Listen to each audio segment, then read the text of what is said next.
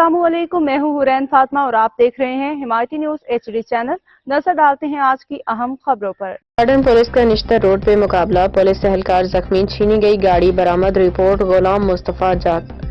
Karachi garden police और मुल्ज़मान के दरमियान निश्तर रोड पे मुकाबले के दौरान एक पुलिस एहलकार जख्मी हो गया, जबकि पुलिस ने मुल्ज़मान से छीनी गई गाड़ी बरामद कर ली। SSP सिटी आरिफ अजीज के मुताबिक मुल्ज़मान शहरी की मोटरसाइकिल छीन के फरार हो रहे थे, जबकि उन्होंने थोड़ी देर कबल अजीज भट्टी की हदूद से गाड़ी भी छीनी थी।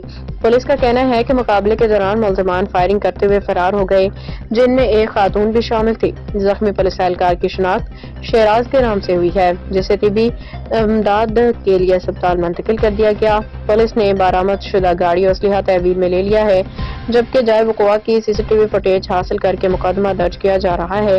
SSP सिटी ने मजीद बताया कि वाक़े से मुतालिक मजीद तफसीलात इकट्ठी की जा रही हैं।